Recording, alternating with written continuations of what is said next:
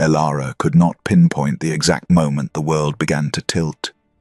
Perhaps it was after the second glass of ceremonial wine, or when the moon reached its apex, and the grand hall seemed to pulse with its own heartbeat.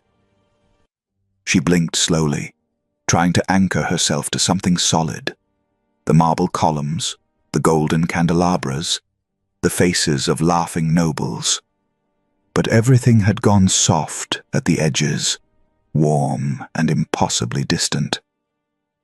"Lady Elara, you've barely touched your wine." The voice materialized beside her like smoke.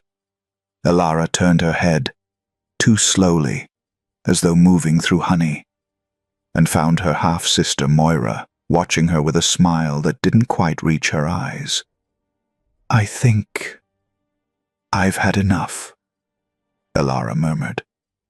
Her tongue felt thick, clumsy in her mouth. "Nonsense. It's the moon convocation." Moira lifted the crystal decanter, filling Elara's glass to the brim. "The lunar herbs are meant to open fate's doors. You wouldn't want to miss your destiny, would you?" Elara accepted the glass without protest, though some distant part of her mind whispered warnings she couldn't quite hear. Her body felt feverish despite the cool autumn air filtering through the high windows. Perhaps more wine would settle her nerves, or perhaps it would make everything worse. She no longer knew which. The annual moon convocation had never been a modest affair. It was the night when the Alpha Council gathered beneath the full moon to forge alliances, assess bloodlines, and chart the course of kingdoms. The ritual wine, consecrated with lunar herbs, said to loosen inhibition and reveal hidden truths, flowed as freely as conversation. No one questioned the tradition. No one dared. But something was wrong. Elara pressed a hand to her temple, feeling perspiration bead along her hairline. The music, strings and drums that had seemed beautiful an hour ago, now echoed inside her skull, distorted and too loud. The laughter of nobles around her seemed to come from underwater, muffled yet somehow piercing. "I need air," she said to no one in particular. She rose unsteadily, gripping the edge of the table to keep the floor from swaying beneath her feet. Moira watched with that same peculiar smile, but said nothing. Elara didn't care. She just needed to escape the suffocating heat, the crushing noise, the feeling that her body no longer belonged to her. Each step toward the terrace doors required conscious effort. Each breath came harder than the last. She clutched the silk skirt of her gown, trying desperately not to stumble, not to draw the attention of eyes that already lingered too long on House Viral's forgotten daughter. That was when she collided with someone. The impact sent them both staggering. Strong hands caught her arms just as her fingers clutched at rough fabric and solid muscle. They stood frozen, locked together in a desperate attempt not to fall. "Careful." His voice emerged low and rough, as though dragged through gravel. Elara lifted her gaze and forgot how to breathe.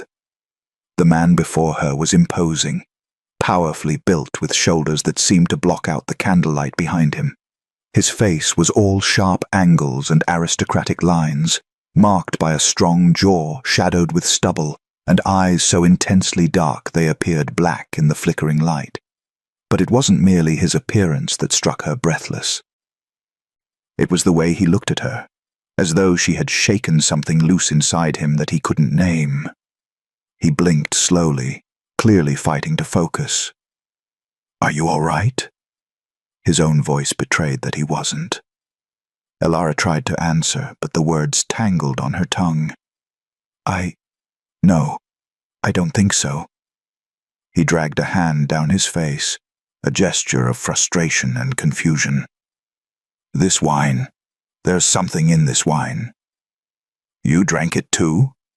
Elara tightened her grip on his arm to keep the world from spinning out from under her. "Too much." A sound escaped him, almost a laugh, but without any humor. "Far more than I should have." They stood there in the corridor, each leaning into the other, two people drowning in the same poisoned current. His hands remained steady on her arms, anchoring her when everything else had become unmoored. Elara could feel the heat radiating from him, could smell something wild and earthy beneath the wine, pine and smoke and something else entirely. Her heart hammered against her ribs in a rhythm that had nothing to do with fear. "I don't—" She swallowed hard. "I don't even know your name." His dark eyes met hers, and for a moment clarity flickered in their depths, recognition, confusion, something that looked dangerously like inevitability. "Does it matter?" he whispered. And before she could answer, before she could think, before she could remember all the reasons why this was wrong, the world went dark at its edges, pulling her under like a tide. Before we continue, please hit the subscribe and like button and tell me which city you're tuning in from. I love to know where this story found you. Now back to the story. Elara woke to cold grey light and crushing silence. She lay alone in an unfamiliar chamber, still wearing her gown from the night before, wrinkled, wine-stained, hanging loose around her shoulders. Her head throbbed with each heartbeat. Her mouth tasted of ashes and regret. Slowly, she sat up, fragments of memory cutting through the fog. The hall, the wine, Moira's smile, the stranger's hands steadying her, his voice in the darkness. His. Elara pressed both hands to her face as horror crashed over her in waves. What had she done? She looked around the empty room, a guest chamber judging by its sparse furnishings and lack of personal effects.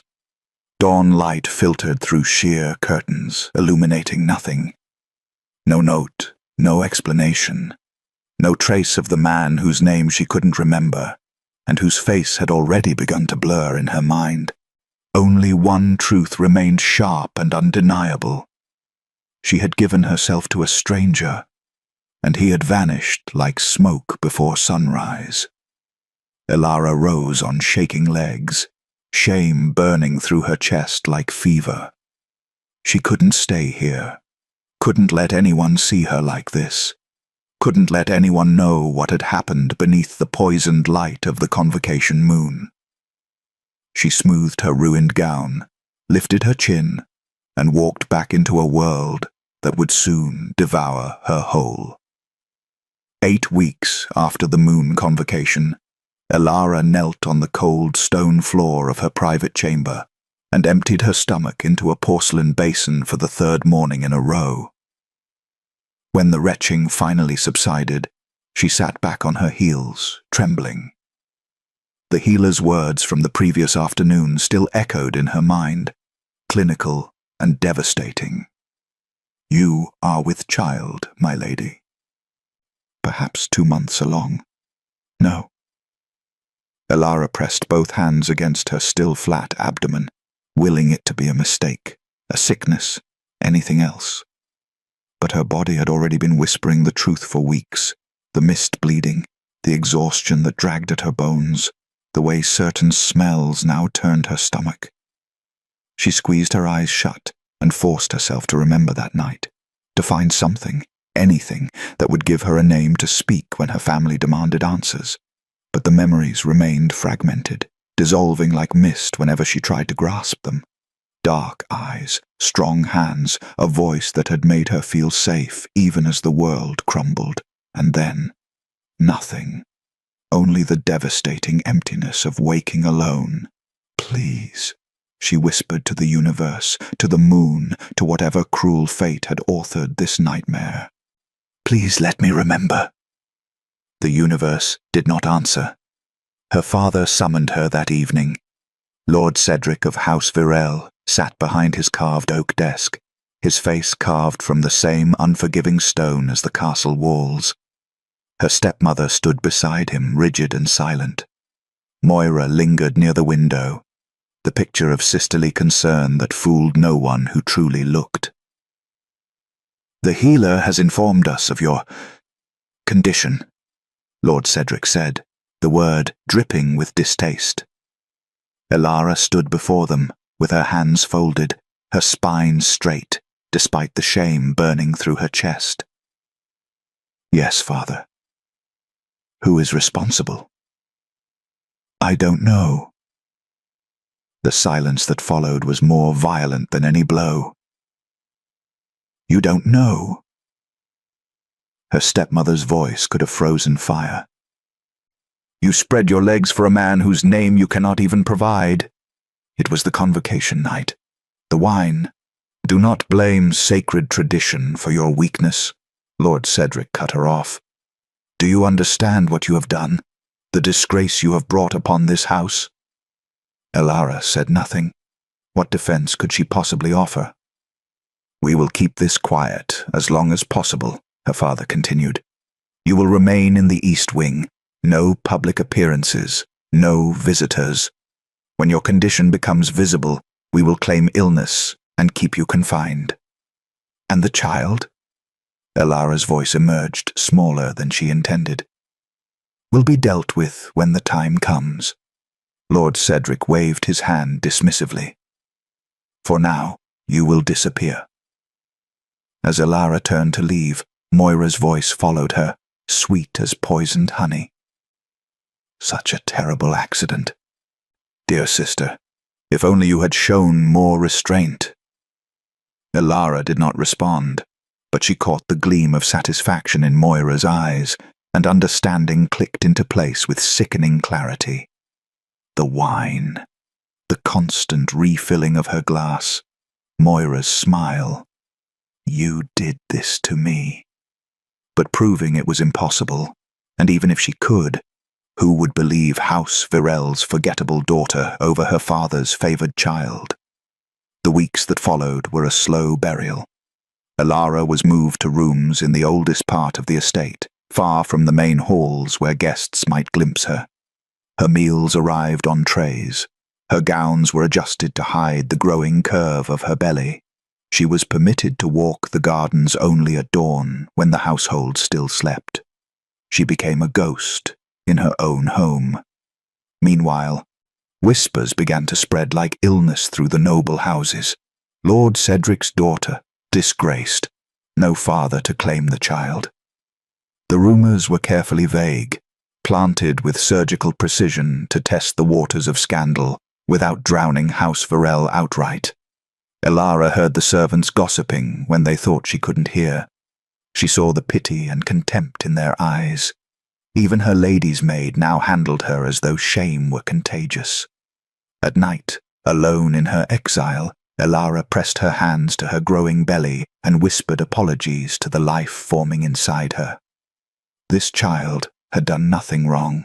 This child deserved a name, protection, a future. She could offer none of it. 5 months into her pregnancy, Lord Cedric summoned her again. I have made arrangements, he said without preamble. Lord Garrett of House Thorn has agreed to consider marriage. He is widowed, aging, and desperate for an heir. He will overlook your situation in exchange for a substantial dowry. Elara's blood ran cold. Lord Garrett was 60 if he was a day, known for his cruel treatment of servants and his belief that wives existed solely to produce sons. You will marry within the month, her father continued. You will give him your child to raise as his own, and you will be grateful that anyone would have you at all. Elara opened her mouth to protest, to beg, to rage against the injustice. But what choice did she have? Who else would claim her now? Yes, father, she whispered. Good. There is a royal feast in 3 days' time. You will attend.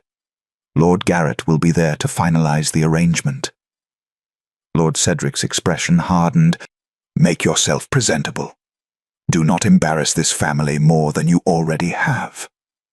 Elara nodded and turned to leave, feeling the last shreds of hope die inside her chest. She had almost reached the door when her father's voice stopped her one final time. Oh, and Elara, the Alpha King himself will be in attendance.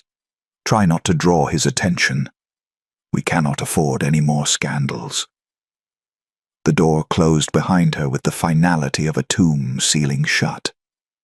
In 3 days, she would sit in a hall full of nobles who despised her, beside a man who would own her, carrying a child whose father she could not name.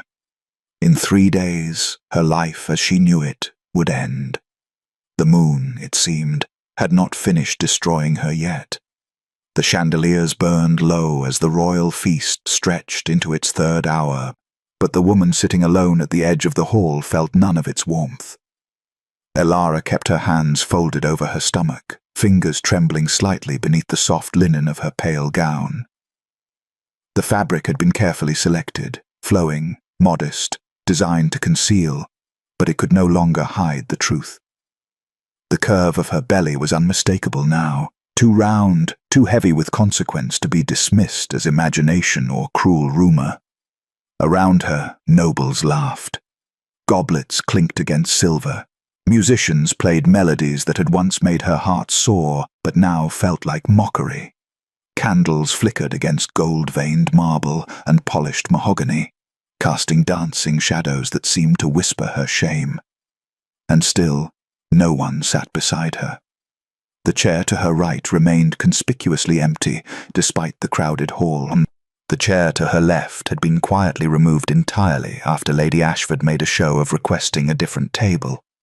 Even the servants avoided her section, delivering wine and plates with hurried efficiency before retreating as though disgrace were a plague. That's her, the disgraced one, with no mate, no name for the child. The whispers followed her like ghosts, never quite loud enough to confront, but impossible to escape. Elara kept her eyes lowered, willing herself to disappear, to become as invisible as she had always been before the convocation night had destroyed her. Across the hall, Lord Garrett watched her with the cold appraisal of a man inspecting livestock. He had barely spoken to her since their introduction earlier that evening, but his meaning had been clear. She was a problem to be solved, a vessel to be used. Nothing more. Elara's hand moved unconsciously to her belly, a gesture of protection she couldn't suppress. Whatever happened to her, whatever fate her father had sold her into, this child would be innocent. This child deserved better than to be born into shame and traded like currency. But innocence, it seemed, was a luxury neither of them could afford. The hall erupted in a sudden swell of music, the herald's fanfare announcing a new arrival. Conversations faltered. Nobles turned toward the grand entrance. Even Lord Garrett straightened in his seat. Elara glanced up despite herself, and the air changed. Alpha King Rovan stood in the doorway. He was taller than she remembered, impossibly tall, broad-shouldered, wrapped in dark armor etched with ancient sigils that caught the candlelight like captured stars. A crimson cloak fell from his shoulders, the color of blood and conquest.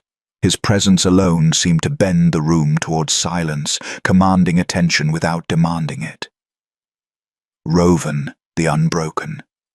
Rovan, who had refused every alliance, every throne-born daughter placed before him, every council's attempt to bind him through marriage. Rovan, whose face Elara recognized with sickening, impossible clarity. No. Her heart stopped. Her breath caught. Her entire body went cold despite the warmth of the crowded hall. It couldn't be. The memory was too fragmented, too buried beneath wine and shame. But something in the line of his jaw, the way he moved with predatory grace, the dark intensity of his eyes as they swept the room. Does it matter? His voice from that night echoed in her memory. And Elara gripped the edge of the table to keep from collapsing. It was him, the stranger from the convocation, the father of her child, the Alpha King. Rovan moved through the hall with the confidence of a man who had never questioned his place in the world. Nobles bowed. Councilmen stepped aside. Even the music seemed to soften in deference to his presence. But he wasn't looking at them. His gaze swept across the crowd with calculated efficiency until it landed on her. Elara's breath died in her lungs. She couldn't look away, couldn't move, couldn't do anything but stare as recognition flickered across his features, followed by something far more dangerous, confusion, certainty, and something that looked almost like pain. He knew. Somehow, impossibly, he knew. The whispers around her intensified, as nobles noticed the direction of the Alpha King's attention. Elara felt their eyes on her like brands, felt the weight of their judgment and curiosity pressing down until she thought she might shatter from it. "Look away," she begged silently. "Please, just look away."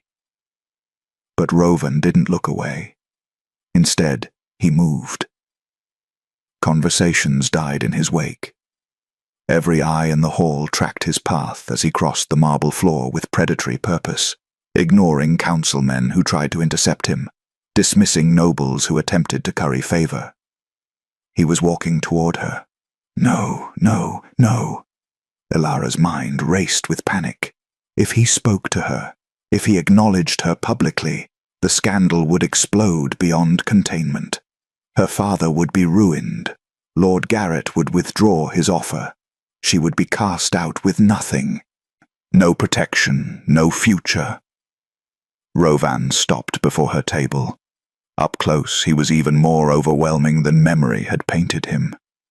The armor emphasized the breadth of his shoulders, the strength in his frame. His dark eyes held hers with an intensity that made the rest of the hall fade into insignificance. For a moment, neither of them spoke. The silence stretched, terrible and profound. Then Rovan leaned down, close enough that his breath warmed her temple, close enough that only she could hear the words that would change everything. "Pretend the baby is mine." Elara's world tilted on its axis. Around them, the feast continued. Nobles watching, musicians playing, servants moving through the crowd with practiced efficiency. But in the space between them, time had stopped. His hand extended toward her. Steady and sure despite the chaos his words had unleashed in her chest. And Elara, who had spent months drowning in shame and silence, stared at the lifeline he offered and couldn't breathe. The Alpha King was offering her salvation, or something far more dangerous. Elara stared at Rovan's outstretched hand as though it were a serpent poised to strike. Your Majesty," she whispered, her voice barely audible above the music. "You don't understand." "I understand enough." His tone was calm, measured, but his eyes held something fierce. "If you stay here, they will tear you apart before dawn. You know this." She did know. Every whisper, every empty chair, every contemptuous glance had made it abundantly clear. But accepting help from the Alpha King, from him, the father who didn't remember her, felt like stepping off a cliff into darkness. "The council has been demanding I take a queen for 3 years," Rovan continued, his voice low enough that only she could hear. "They've paraded every eligible daughter from every noble house before me. They've threatened sanctions, political maneuvers, everything short of forcing my hand." Elara's heart hammered against her ribs. "What does that have to do with me?" "They demand an heir." His fingers brushed her wrist, steady, warm, impossibly gentle. "You need protection." The simple truth of it struck her like a physical blow. She looked down at her rounded belly, at the child growing inside her that this entire hall had condemned before it even drew breath. If you claim the child, she said shakily, they'll force the engagement. You'll be bound to me, to this. She gestured helplessly at herself, at her disgrace, at everything she had become. Yes, and when the truth comes out, when someone discovers, it won't. The certainty in his voice was absolute. Because no one will dare challenge me. Elara searched his face for mockery, for the cruel amusement of a man toying with someone beneath him. She found none. Only urgency. Only something that looked dangerously like determination. Why? The question escaped before she could stop it. Why would you do this? For a moment, something flickered in his dark eyes. Recognition, perhaps, or guilt, or something far more complicated. But it vanished before she could name it. Because I can, he said simply. And because you deserve better than this. He gestured toward the hall, toward the nobles who had made her an outcast, toward Lord Garrett, who watched with cold calculation, toward the father who had sold her to the highest bidder. Elara's throat tightened. No one had defended her in months. No one had suggested she deserved anything but shame. I'm frightened, she admitted, the words barely a breath. I know. Rovan's hand remained extended between them, steady as stone. But you're stronger than they think. Stronger than you think. The music swelled. The moment stretched.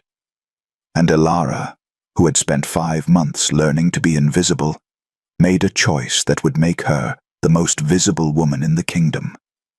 She placed her hand in his. Rovan's fingers closed around hers with gentle firmness. Then, before she could change her mind, before terror could root her to the chair, he drew her to her feet. Stay close to me, he murmured, and trust that I know what I'm doing. Elara wanted to laugh at the impossibility of that.